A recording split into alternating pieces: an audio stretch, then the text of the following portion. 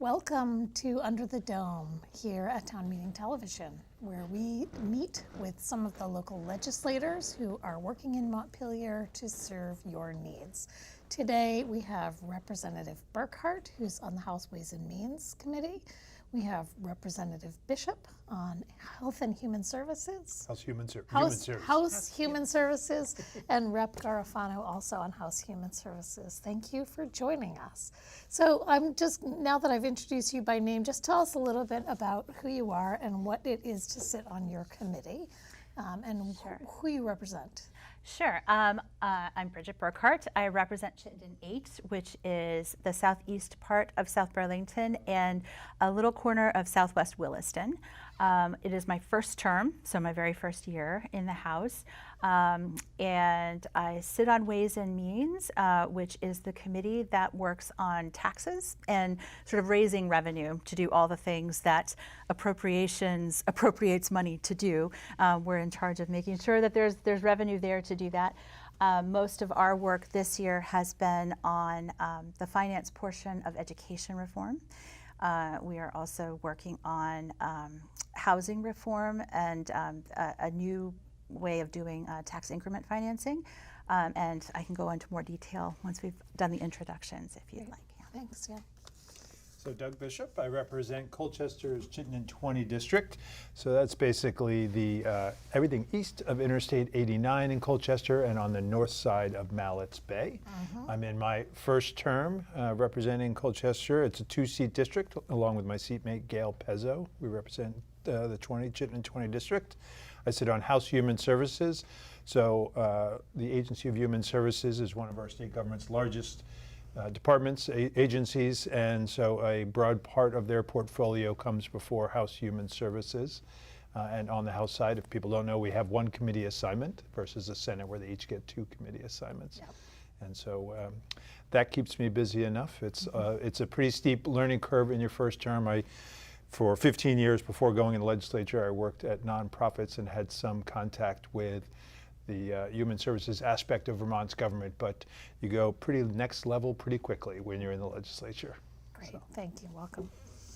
Hi, thank you so much for having us on and for inviting us. I'm Ray Garofano. I represent Chittenden 23, which is Essex Town and a small part of Essex Junction. My district is also a 2-member district. Leonora Dodge is my district mate. I am Vice Chair of Human Services. This is my 3rd term.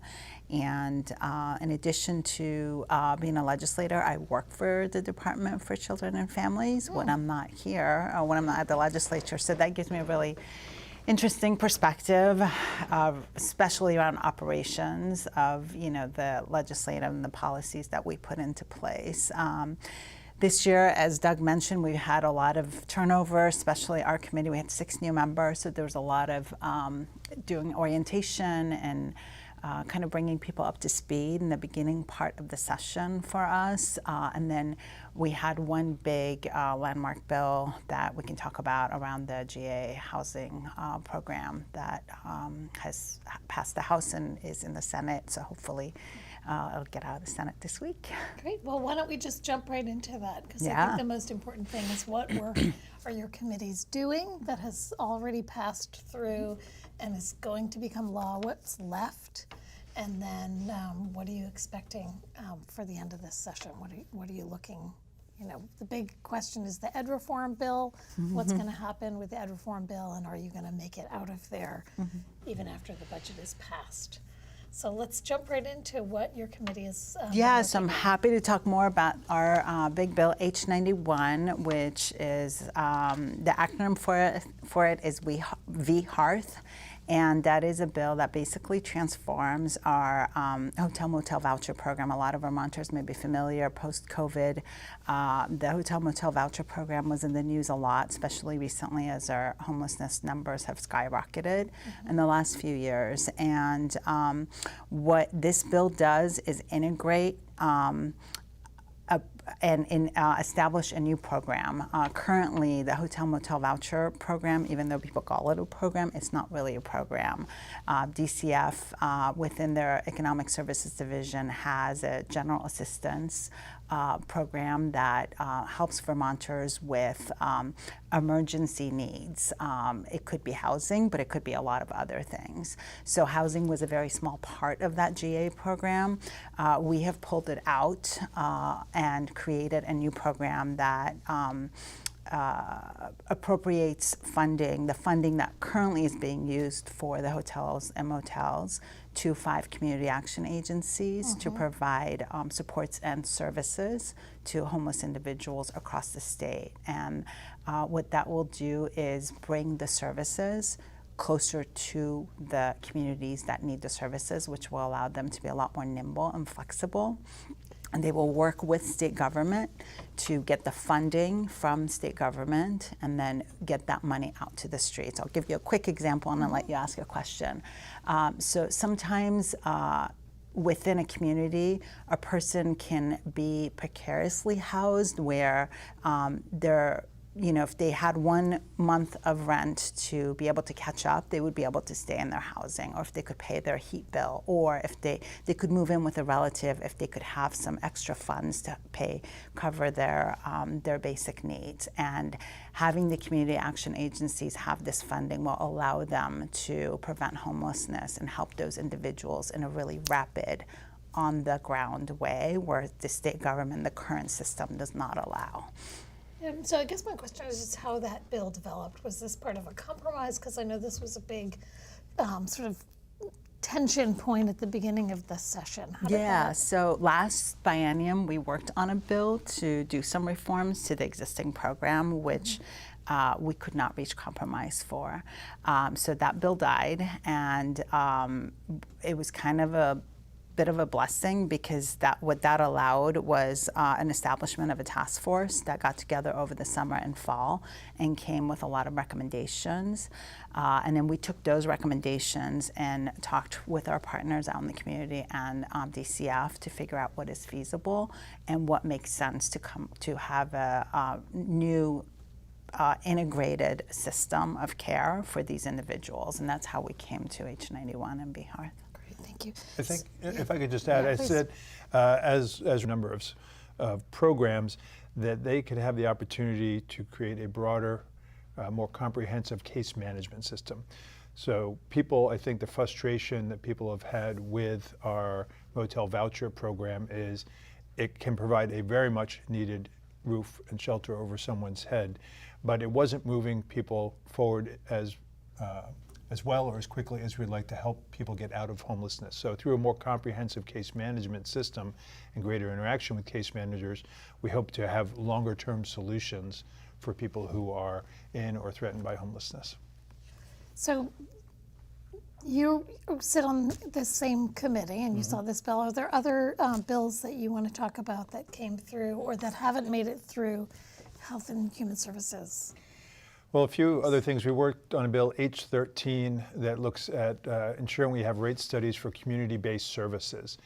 Much of what people may think that state government delivers on, the state actually delivers through partners at designated agencies, affiliations and partnerships with folks, again, putting it locally, Howard Center. And the rates that we pay for these community providers are not regularly increased. They also already fall well short of what market rate is. So while we see the governor's proposal come in annually, it normally has a rate increase for state agencies and state agency employers, 3-4%, something along those lines. So we want to, and have in H13, annual rate studies, or getting rate studies, so that we can have a clearer picture as to what these community-based providers are being paid, how close it is or is not to what it needs to be paid, find where the most troublesome gaps exist, and so we can direct resources more efficiently. Because if we're going to ask our community partners to provide service, we should do so at a rate that allows them to sustain their operations.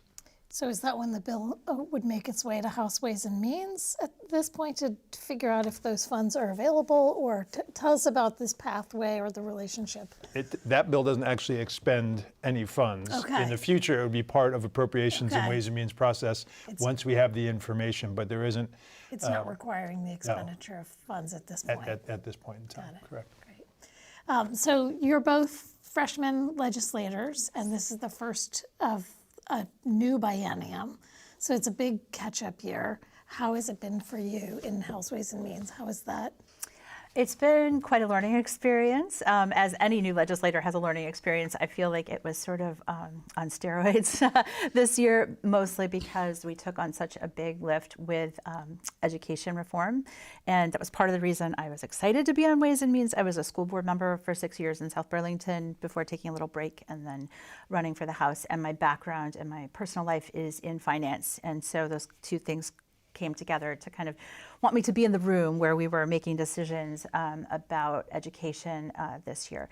And so, as you'll recall, the governor laid out, even in his inaugural address, this big transformation plan, and then the details, such as they were, sort of were drip fed to us over the first few weeks of the session. We kind of learned a little bit more about what the administration was thinking. It quickly became clear that that plan was missing some key details, and there were certain things about it that we didn't really think fit the way we are delivering education in Vermont right now. They might relate to some future state, but they were not really appropriate for right now. So the House got to work on building its own plan. And a lot of these were things that, a lot of the elements of the plan were things that had been talked about in other sessions previously that were kind of brought together. So first, House Education worked together to work on really trying to adjust our system so that we could create scale. Sort of one of the keys to bending the cost curve, as they call it, sort of limiting the rate of increase of education expenses, as well as creating better opportunities for kids, is to create some kind of scale. So kids that are in schools that are too small to offer all the activities that some kids like South Burlington or Colchester get to experience, we would like those opportunities for everybody. So they worked on things like class size minimums, school size targets. They talked about a different governance structure than the governor had proposed. You'll probably recall he had proposed a 5-district school system for the whole state. We right now have 119 districts that are within 52 supervisory unions. There was a lot of talk at the beginning of the session about maps and governance and how that was going to work. I think we all agree that we probably need fewer supervisory unions and fewer school districts, but that was such a big lift that is going to be taken to a study committee over the summer to kind of come back with some proposals for next session. The Ed Committee also worked on trying to sync up some things so that if there is consolidation, or hopefully when there is consolidation, it's not such a heavy lift. So syncing up things like getting everyone on the same finance system so that data can easily be pulled up to the state level, trying to get everyone on the same state calendar, school calendar. As you know, like even within Chittenden County, we're on slightly different calendars, which makes it complicated for us to merge if we decide to do that. They did an enormous amount of work on policy, and that's generally how bills come through my committee. So the policy committee, some place like Human Services or Education or one of the other committees that really dives deeply into policy, does their work, and then if there's a money component, it comes to Ways and Means or Appropriations, or sometimes both. And usually if it's going to go through both, it comes through Ways and Means first, and then it goes to Appropriations to determine whether there's a full budget there or whether we've created a good enough funding plan. So after the education bill came to us, we worked on the finance side of the education reform proposal, and that had a few components. One was getting a statewide grand list that was stable and that was fair across the state. The grand list is sort of the property tax base across the state. And I think the average right now, the most recent reappraisal in the state is 2016. So there are lots of towns that are just too small to even get a consultant or get the resources they need to do a reappraisal. And so part of our work was setting up a regional reappraisal system to try to get scale in that system and to try to get more regularity. When you say, when you say part of our work, are these coming through as individual bills that are being passed, or is this all under one bill? So originally they were drafted as separate bills, and then we kind of put them all together into a package. So there were about 4 or 5 bills in House Ed that kind of came together to be part of that proposal, and ours definitely, there were probably 4, I think, that came together. Okay. So there was the statewide reappraisal system, there was the big one that everyone talks about is switching our school funding system to a foundation formula. Yep. And so this was a system that we used to have 30 years ago before we switched to the current school funding system. And it was found not to be equitable across the state in a decision called the Brigham decision at the state Supreme Court level. And so we went to the system that we have now. I won't go into the gory details of our current system. And after much discussion last biennium, there was a lot of discussion about switching to a foundation formula system. I think there was sort of a general movement toward a foundation system. And the difference in that system, instead of districts sort of voting on their school budgets and then telling the state this is how much money we need, and then the state setting property tax rates to make sure that we have enough money to do that, this would be an evidence-based or a cost factor analysis based, and again, I won't go into all the jargon, basically a scientific way of saying this is what we're spending and this is what we need to spend to get to the outcomes that we desire across the state, and then setting a rate per student that then has weights applied for students who might have additional needs. So English language learners, kids who are living in very low-income households, kids that are in small schools or sparsely populated school districts, all those weights are applied, and then each school will be told this is your payment from the state. And we, in our sort of deliberations over it, added something called supplemental district spending, so that if districts found that they were not being funded adequately by that foundation formula, or there was some bigger need in a particular year, they could go out to their communities and ask to vote for an additional up to 10%. I won't go into all the details unless you want me to about how we would make that Brigham compliant to make this foundation formula different than the old foundation formula. But that was a big portion of the finance part of school reform. So what are do you have the bill numbers on these? Yes. Yeah. So the big ed reform bill is H454. We voted it out of our committee on March 28th, I believe.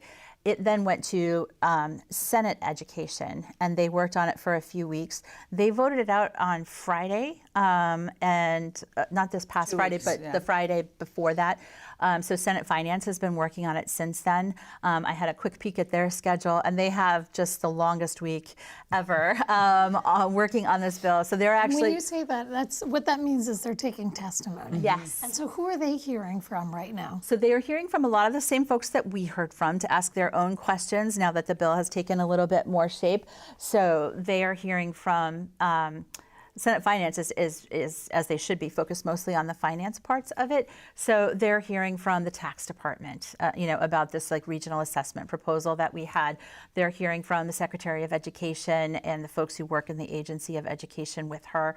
They are hearing from the Vermont School Boards Association. They're hearing with all of these folks who have a really vested interest in what's happening with the finance portion of the bill. And they're even meeting today. They're meeting on Monday, which is not a normal day for any of us in the legislature, but they have a full list of testimony today. And then I noticed on Thursday, at the very end of the day, they have a possible vote. And if not Thursday, then maybe Friday, they will hopefully vote out H454 to the Senate floor. So then the following week, they would have a vote on the Senate floor.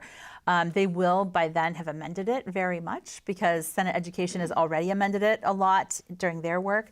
And then Senate Finance will make additional changes to it, and they'll vote it yes or no. And then there will be probably a committee of conference, which means some leaders from the Senate and some leaders from the House will get together and sort of hash out, essentially negotiate, on all these points where we differ, what we want in the final bill. And then it has to go back to both floors. But the difference is with the committee of conference report, they call it. Once they've hashed that out, it goes into a committee of conference report.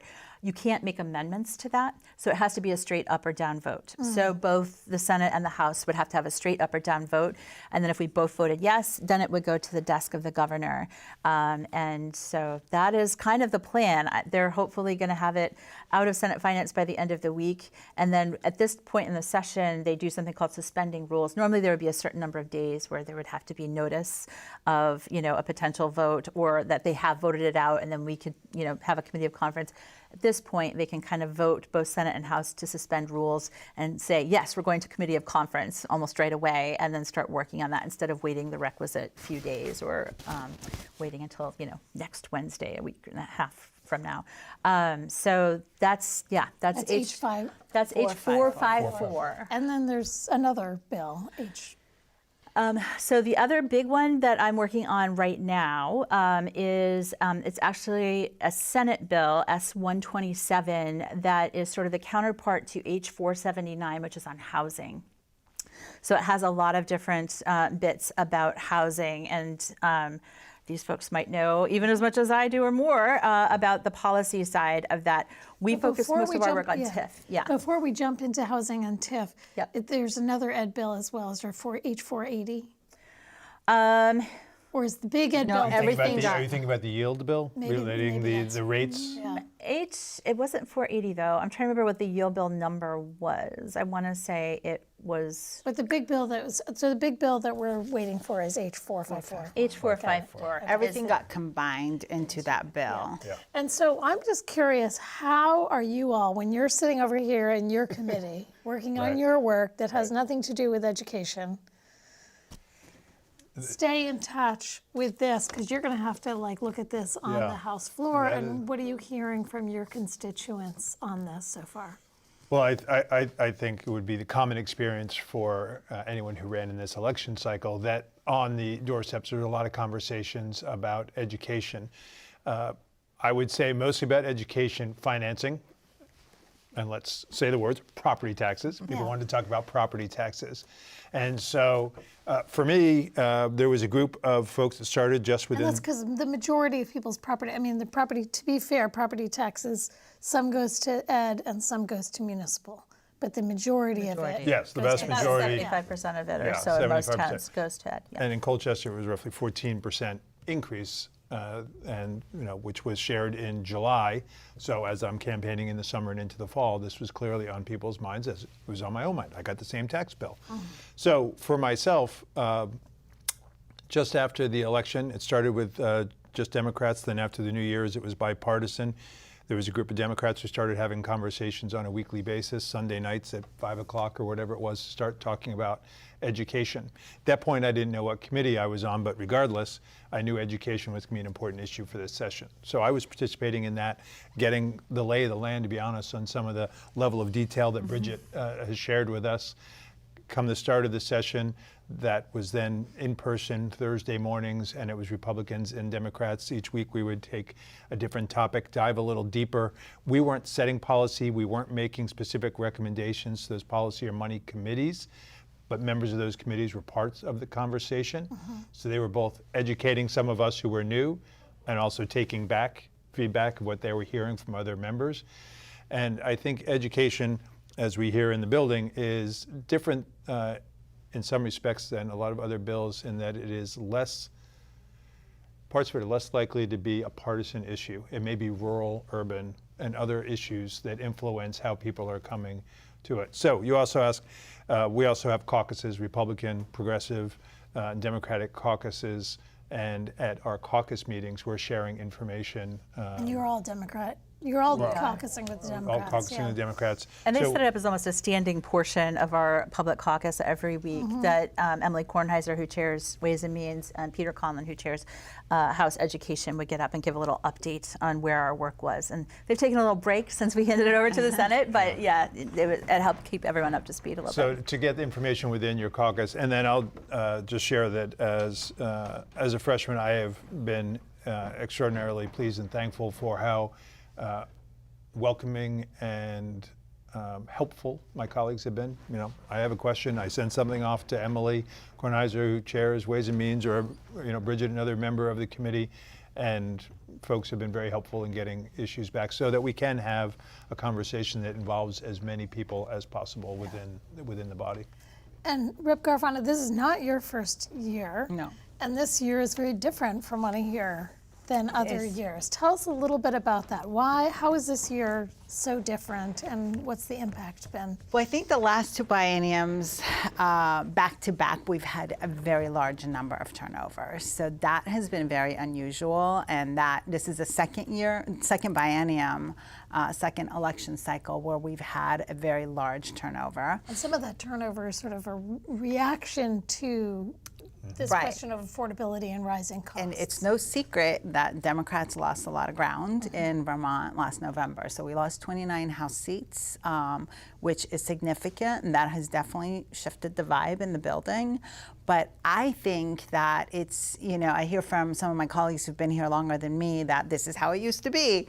A lot of us have been either came in during COVID, kind of lots of money era, or when we had supermajority. And the fact that neither of those things are present anymore, I think it has meant a lot more collaboration, a lot more compromise, which I think Vermonters asked for in November. So I think, when we voted out H454 out of the House, we had bipartisan support, and some Republicans were voicing that they would like the Senate to, work on it more, which now they've had time to do. But we did, it wasn't a partisan bill, which last biennium, a lot of our bills were very, on the line, on party lines. So that's been really refreshing. The other thing I'll share about education that hasn't been said is right now, there is drastic differences between our version and the Senate version. And I know Senate Finance has only had 1 week with the bill,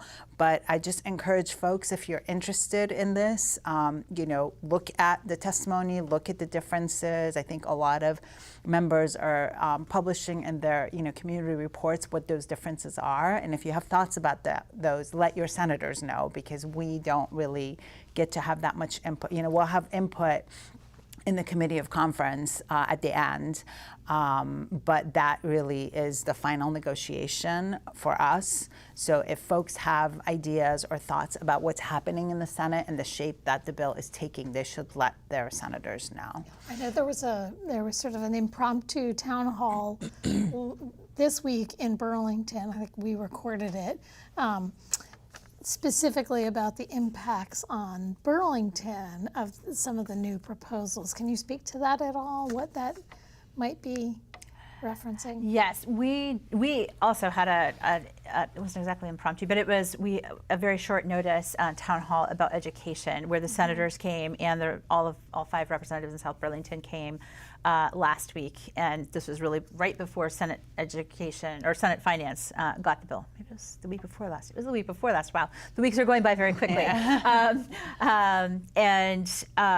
Yes, one of the concerns that we really had about the bill as it started to move through the Senate is there has been a push in the Senate to go ahead and implement the foundation formula, the switch in the financing, on a faster timeline than the one that we had laid out in the House. We had laid out a very careful timeline that said you need to make sure that governance is in place, new governance is in place, and that a lot of these other structures for delivery are sort of starting to shift before you implement the foundation formula. Because if you just layer on the foundation formula without doing any of that stuff, for places like Burlington and South Burlington and CVU, a lot of the Chittenden County places, it's a big cut to what we're spending in education. And that is before we can address any of the drivers of what's causing rising costs in education, things like healthcare for employees just growing very, very quickly, special education, the extraordinary expenses of special education for kids who are educated outside of the regular school day, maybe in a different setting, or who have extreme special education needs of some kind. Those things are really growing very, very quickly. And before we get a handle on those, if we just sort of flat fund or even cut back what we're spending, you're going to be just cutting opportunities for kids right off the top. And that is absolutely not what we want as House Democrats to see happen in our education system. So there are concerns like that. And I understand the urge to move quickly. Voters are very concerned about property tax. And so I think that is the urge. It's not a bad urge to want to bend the cost curve more quickly, but it's a very big system, and it's very complicated and integrated. And if we don't do it very thoughtfully and carefully, we can really break the system. And so we're just trying to be careful about that.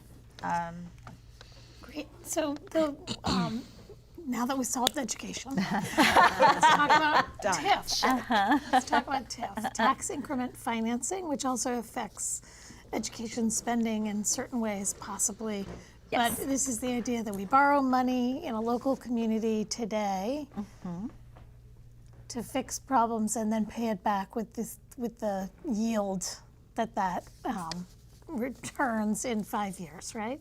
So- and there's some TIF Yeah.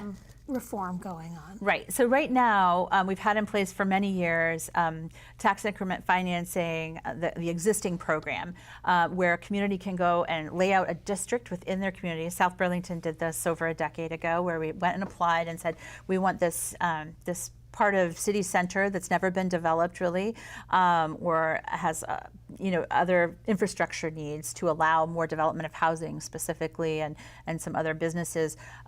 We went and applied to the state, and they said, yes, you can have a TIF district. And what that means is the municipality took out loans to do infrastructure, put in new roads, new sewer, new stormwater remediation, so that area of town could support more development. Does Colchester have a TIF district or Essex? I don't believe so. Neither of them do. Burlington has two. And these have to be approved by the legislature? They're not approved by the legislature. They're approved by something called VEPC, Vermont. I'm going to get the acronym wrong. Vermont Economic Progress Council, I think, is what it's called. And there's a whole list of requirements that the legislature did lay out when they organized the original TIF program. The challenge with TIF, the way it's structured, and I won't go into all those gory details, it is easier for big places to use. It's a system that's used across the United States. It was originally designed for blighted urban areas where no development was going to happen unless a city or a municipality came and cleaned up a brownfield or put in infrastructure that was lacking or improved things before developers could actually start building. And so the frustration with that program is it hasn't really been a tool that more rural communities or smaller towns have been able to access. Combine that with the fact that we have a huge housing crisis, and we really need more housing, not just in Chittenden County, but all over the state, to address the homeless crisis, to address just, low and moderate income families are struggling just to have housing, especially after the run up in prices that came along with COVID. So as part of a bigger housing bill, and I'm not as much of an expert about the rest of the bill as I am about CHIP. CHIP is basically project-based TIF. So instead of having to go do a giant district and jump through all those hoops, a town can sort of create a project and a smaller site that is going to have housing. And the requirements that VEPC has to go through when it approves a new CHIP project really focus on housing, and especially affordable housing. So there are incentives built into CHIP to sort of give people a little more incentive to build low income housing that's targeted toward low and moderate income households. And so that's been a tool that I think more communities can probably use, and it's been really supported by folks who are building housing, even in Chittenden County, as a way of hopefully creating more incentives to go and build more housing. And where is this in the process? Is this passed through? Yes, and so the housing bill, as I said, there was H479 that also included some of this that went over to the Senate. The Senate, instead, there's sort of these bills that kind of crossed each other. They have a lot of the same things in them. I think the vehicle that both bodies have decided is going to be the one is S127, and that's the one that we've been working on in my committee for the last couple of weeks. We had some sort of learning about general TIF to lay the groundwork before we got this bill, and then we've had just tons of testimony for the last couple of weeks. We are going in early tomorrow morning to hopefully vote out of committee this bill to get it to, I think there's a small appropriation in one of the sections, so it'll probably have to go through appropriations before it gets to the House floor, but I think there's a real hope that S127 can make it to the House floor and follow a similar process to H454, but just in the opposite direction, so that we would vote on it. We've made a lot of changes to it since the Senate, so they would have to vote on the amendment, and then probably a committee of conference, and then hopefully we can get that one across the finish line. Yeah. Well, those are some big issues. Health and Human Services, the largest body in the state, the largest amount of funding in the state, and probably the biggest impact potentially of federal funding cuts. So just give us the little bit of how is your committee anticipating or not potential federal funding cuts? Well, I'd say at this point, it's to a degree education about where the impacts, how they may fall. It's hard to plan for, and we're not taking specific steps to be planning at this point because it's unclear exactly what the cuts may be. But Medicaid, the state receives overall, the state budget is made up of about 36% federal dollars, and the biggest component of that is Medicaid dollars that come to the state from the federal government. So you can see pretty quickly if there's a significant impact, that will be challenging for the state. We can't backfill. It's not like we're backfilling $12 million or something. You know, these are large numbers. So we are not in the moment in sort of gaming out every potential change and trying to figure out how to backfill X numbers of millions of dollars, but rather, you know, we had a joint hearing with the House Healthcare Committee to have someone from the Agency of Human Services, who's their Medicaid expert, come in and go down the list of all the different Medicaid programs and what is being either spoken about out of the Trump administration or a Republican-led House, mostly out of the House side in Congress, potential changes and what that could mean. You know, X number of dollars here, or this is what we get from the federal government. So if something happens here, that's potentially what's at risk or some percentage. So it's kind of educating ourselves should things that we fear could happen come to fruition. And then I'll just add that leadership has been kind of making some plans related to adjournment.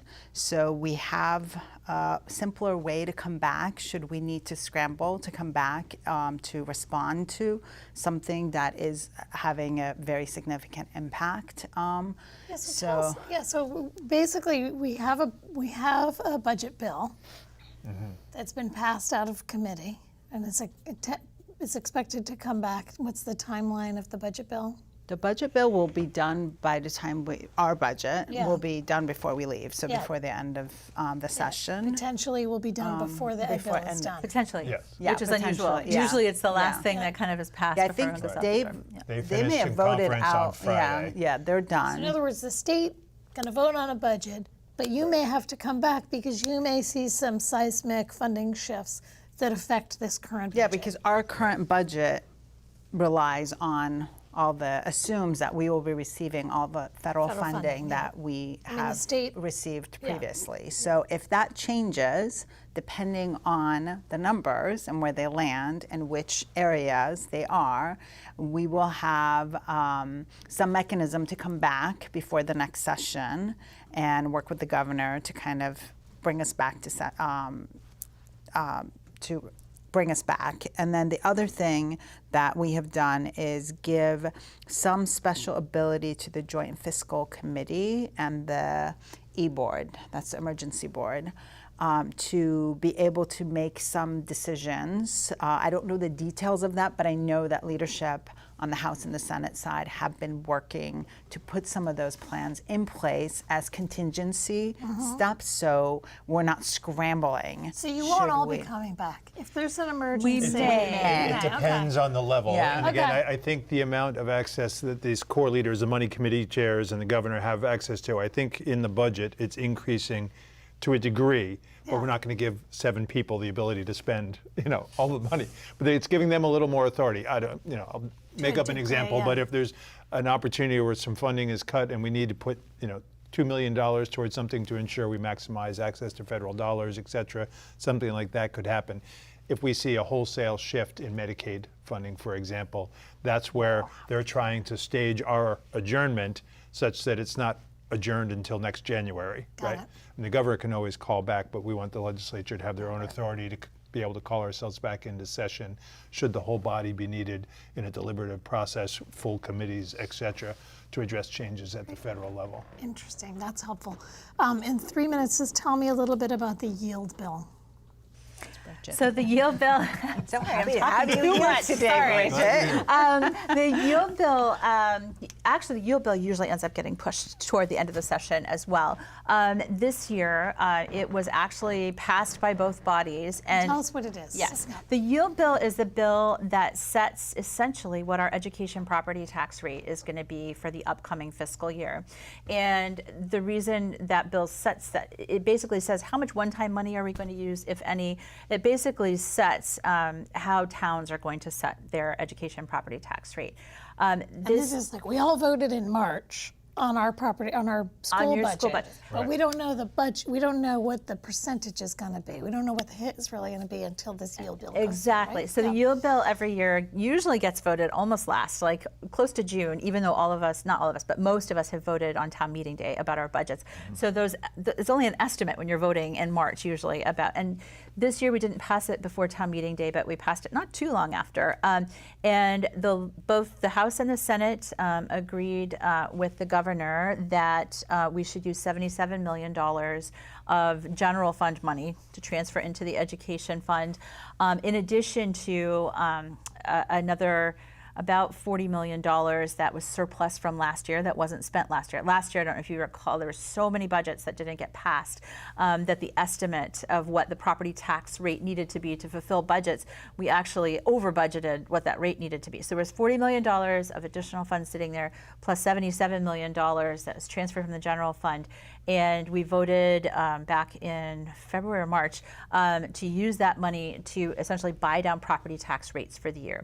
The idea was that you can't do that every year. It does make it more challenging next year because that one-time money most likely will not be there next year. However, we just felt like in a situation where we've had high property tax rate increases over the last few years, and we are getting ready to make a major shift in finance for education, that we needed to buy ourselves a little bit of space to be able to think about how we were going to make our big changes. And so we agreed. The House passed it over to the Senate passed it, really with not much change. So it wasn't very contentious. It wasn't particularly contentious. That being said, it's contentious in that I think a lot of folks voted for it not feeling really great about voting for it because it is one-time money, and we know that it is going to make it very challenging next year potentially in terms of property tax rate increases if there are no other changes to the system. So it was not an easy vote. There was a lot of discussion about it, but it was felt that it needed to come earlier in the session than it normally does, just to give people some property tax relief. So I don't believe the governor has signed it yet, but the Senate has voted it out. And I would assume that the governor would sign it because he had the same idea in his inaugural address. And if he doesn't sign it, it goes into law at this point? Or Well, he could veto it. In theory, he could veto it. If he's decided that the whole landscape has shifted so much and he's no longer comfortable putting that much one-time money toward buying down tax rates, he could certainly veto it, and then we would have to kind of go back to the drawing board and come back with a new bill. But I think we're anticipating. We don't anticipate he'll don't veto it. anticipate that. Anticipating the governor's signature on it, and the bottom line with the work that's been done is it will be a statewide average of just a hair under 1%, 0.9, I think was the final. That's the statewide average. Statewide so average. So for each some communities will places, differ. some communities actually really worked hard to keep spending under control this year, and the budget that they voted on at the time, they were estimating was going to have 0% or a 4% or some small increase. And in the way that we bought down property tax, I think they were supposed to go up about between 7 and 8% on average statewide. Some folks may actually see a tax decrease this year in terms of tax rate from last year.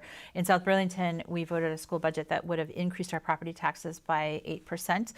We were a little higher than a lot of surrounding communities because last year we voted to use one-time money that we had in surplus to keep ours from going up 14% or 15%, which was more like the statewide average. So ours was supposed to go up 8%. So I think ours will be closer to perhaps 2 or 3% increase instead of the 8% that we thought we were voting for when we voted. So yeah, it's a little bit. We're just assuming that the governor's probably going to sign that one, but we don't know. So that just brings me kind of my last question, which has to do with are people getting along the way they need to get things done in the legislature? How's it feeling collegially between legislators and between the different branches of government? I think one thing to remember is that much of the work is happening in committee rooms. So by the time you get to the floor, a lot of the collaboration and the disagreements have already happened. So from my experience and my time there, this is my 4th year, we've always been able to do the work really well in committees, and I don't think that's as well known to the general public, that committees work really well together, and the leadership that the speaker puts together at kind of the top of the table, chair, vice chair, ranking member, is very intentional. And it's been great to see more Republicans at the top of the table. I think that's been really a positive outcome of the election, and bringing different perspectives. So I think, yes, in my time there, I haven't experienced, I would say there's probably a little bit more collaboration this year because the numbers shifted, so that's a good thing. Yeah, I would say in my first term, I think it's positive. I think it's what I would expect. If anyone's expecting us to hold hands and sing Kumbaya, that will never happen. There are different parties, different perspectives, but I think working towards a common goal of figuring out what we can all live with, what we all think is best for Vermont. I get the sense in the building that people want to do that. They want to move things forward, and it's the art of compromise. And as they say, sometimes that happens in a way that you're not happy with every part of what the result is, and then maybe that speaks to you've settled upon something that is okay. And I would just echo what Ray and Doug have said. Yeah, I think people are getting along well enough to move things forward. And I would say sitting in our committee on any given day, it would be kind of hard to tell, honestly, in our discussions, who is a Republican and who is a Democrat, especially in a money committee. It's much less about, sort of what your view is on a social issue than it is about money. And we all feel like, we need to spend taxpayers' resources very wisely. We feel a great deal of weight on our shoulders about being entrusted with those resources.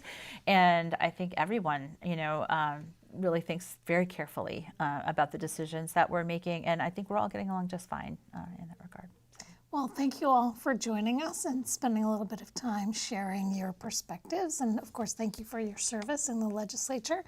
Thank you all for watching. Here at cctv.org, Town Meeting Television's Under the Dome program. You can watch this and other programs at cctv.org or on our YouTube channel at YouTube /Town Meeting TV. Thank you.